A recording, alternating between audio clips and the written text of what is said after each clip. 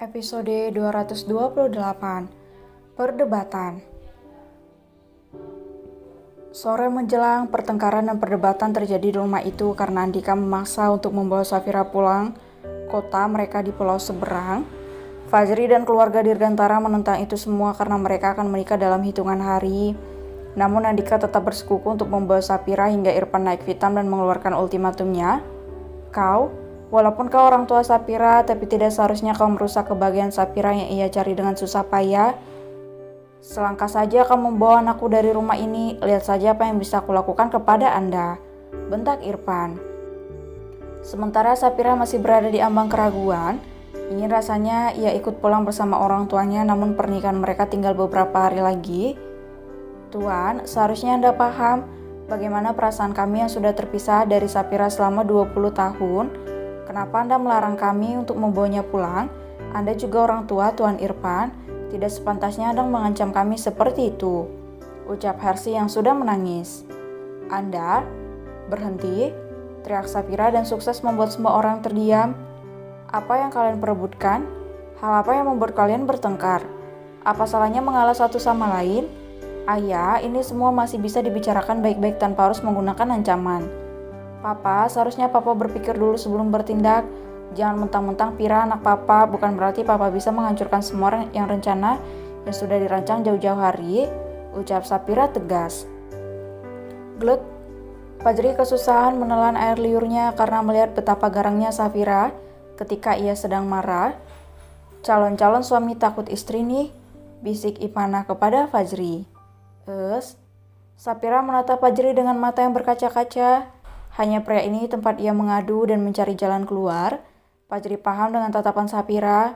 Ia berjalan mendekat dan memeluk gadis itu dari samping. Begini saja, Papa dan Mama. Aji paham betapa kalian merindukan Safira yang sudah terpisah selama 20 tahun. Aji tidak melarang jika Papa dan Mama ingin membawa Safira pulang ke rumah, karena ia memang anak Papa, ucap Fajri menjeda. Namun tolong dipertimbangkan lagi, Safira sudah berjuang untuk mendapatkan kebahagiaannya, dan beberapa hari lagi kami akan menikah. Bukannya saya tidak percaya jika Anda akan kembali datang ke sini bersama dengan keluarga yang lain ketika hari pernikahan kami. Hanya saja saya takut jika terjadi sesuatu yang sangat tidak disangka, sambungnya. Dengan segala kerendahan hati saya mohon bersabarlah hingga hari pernikahan kami selesai, dan mungkin kami akan pulang ke rumah Papa dan menginap di sana sesuai dengan keinginan Safira, dan tentunya juga sesuai dengan jadwal saya, terang Fajri. Mama dan Papa bisa tinggal bersama Safira, terserah kalian mau ngapain, melepas rindu, bermanja-manja atau melakukan hal yang lain. Tapi tolong jaga calon istri saya dengan baik, dan jangan pernah mencoba untuk membawanya kabur. Bukankah Mama dan Papa tahu jika Safira memiliki begitu banyak bodyguard? Terang Fajri. Mereka semua terdiam. Papa membenarkan perkataan Fajri yang begitu tenang, sopan dan tidak berbelit. Ia hanya bisa menghela napas dan berusaha untuk memberikan pengertian kepada istrinya. Baiklah, kami mengalah, tapi tolong jangan membatasi waktu kebersamaan kami, ucap Andika. Tergantung, tentu saja saya juga memiliki hak atas Safira, Ibu Panti juga memiliki hak, keluarga saya juga memiliki hak. Karena Safira sudah resmi menjadi anak di dalam keluarga kami, ucap Fajri yang tidak terima dengan perkataan Andika. Andika menatap Fajri dan hendak melayangkan protes, namun Safira lebih dulu mengeluarkan pendapatnya. Mama, Papa, apa yang dikatakan oleh Kak Fajri memang benar. Walaupun terkesan kurang ajar, tapi mereka lebih dulu hadir di dalam hidup nyata Fira. Mereka yang membuat Fira bisa hidup dengan layak hingga hari ini. Tolong Papa dan Mama tahan sebentar saja dan turunkan keegoisan masing-masing. Bukannya Fira tidak rindu, justru sangat rindu. Tapi bukankah semuanya harus berjalan dengan baik? Hal yang sudah dirancang sudah lama harus dilaksanakan dengan segera.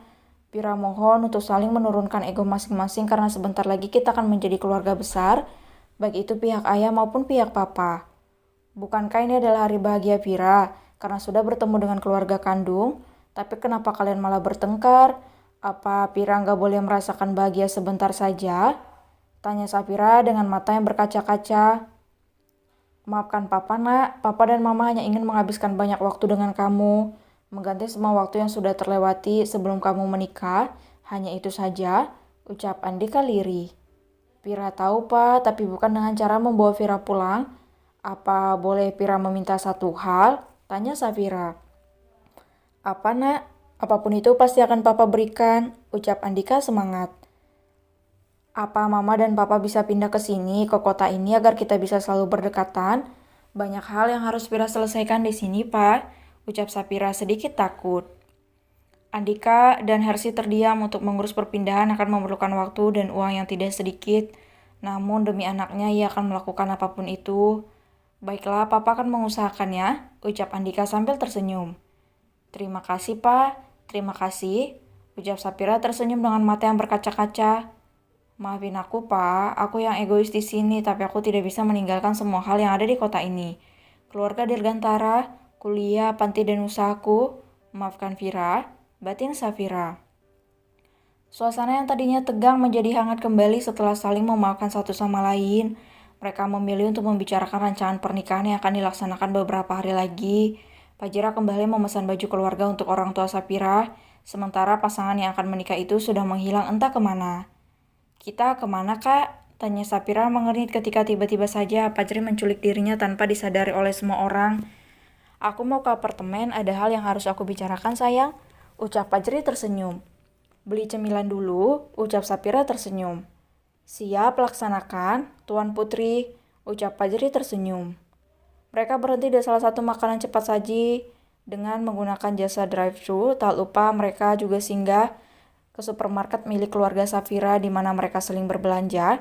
Ternyata selama ini kita menabung sama papa kamu ya sayang, ucap Fajri terkekeh.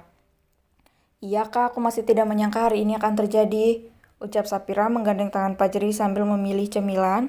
Aku bersyukur karena kebahagiaan kamu datang dengan begitu cepat dan tidak terduga. Semuanya berkat kakak dan keluarga, ucap Sapira tersenyum.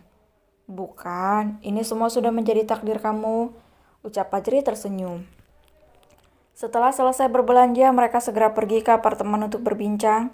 Setelah 10 menit berkendara, Fajri segera mengajak Sapira masuk ke dalam apartemennya. Sayang, panggil Fajri sambil memeluk Sapira dari belakang. Kenapa, Kak? Ucap Sapira gugup. Apa sudah selesai? Sudah, bantu aku untuk mengangkatnya ke ruang tamu, ucap Sapira segera berkilah. Baiklah, Fajri berusaha untuk menahan tawannya ketika melihat wajah Sapira yang sudah merona. Mereka duduk di lantai dan bersandar pada sofa sambil menonton film romans. Sapira dengan manja bersandar di dada bidang Fajri. Kakak mau ngomong apa? Tanya Sapira.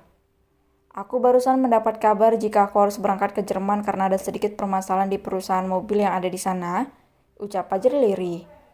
Dek, Kak, Sapira terkejut dan menatap Fajri meminta penjelasan selanjutnya. Kamu tenang saja, kita akan pergi setelah pesta pernikahan selesai nanti. Semua keperluan kamu sudah kakak sediakan. Ya, hitung-hitung kita bulan madu, ucap Fajri tersenyum genit. Ih, dasar, delik Safira. Terus bagaimana dengan papa? Bukankah kakak mengatakan jika kita akan tinggal beberapa waktu di rumah mereka? Iya sayang, aku baru mendapatkan kabarnya sebelum kita kesini. Makanya aku membawa kamu agar kita bisa ngobrol dan aku bisa memiliki suara tambahan nanti, ucap Fajri.